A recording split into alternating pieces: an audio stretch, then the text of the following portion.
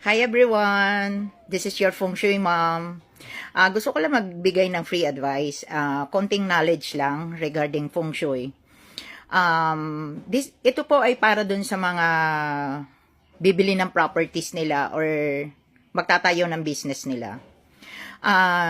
Kasi usually, di ba, yung mga ahente ng mga bahay at lupa, lagi nilang sinasabi, sunrise yan. So, napakaganda ng location na yon para sa'yo.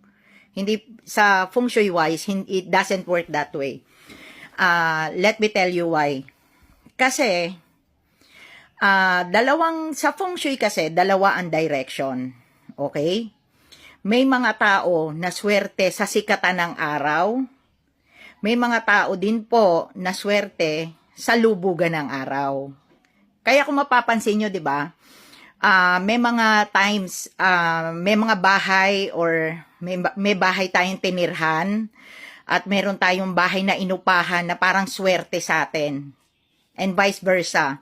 Meron din pong malas sa atin. Iba-iba ng kamalasan kasi may clients ako na nung mula daw nang tumira sila doon, hindi sila nawala ng sakit. Yung iba naman, mula daw nang tumira sila doon, ang dalas ng aksidente sa kanila.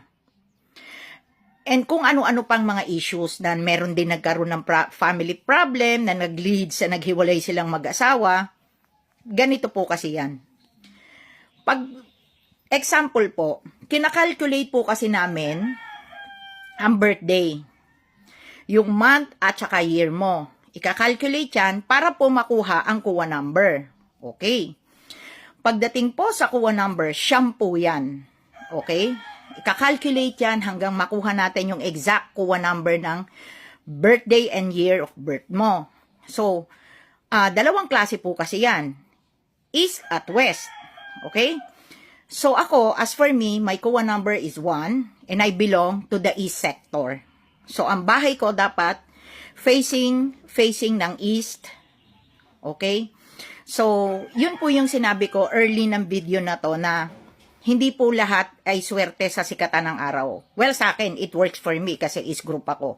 So, as for you, kailangan natin malaman ang birthday mo at year mo to calculate and get your kuha number para malaman mo kung ano ang kuha number mo at kung ano ba ang pasok sa'yo. East ba or West ba?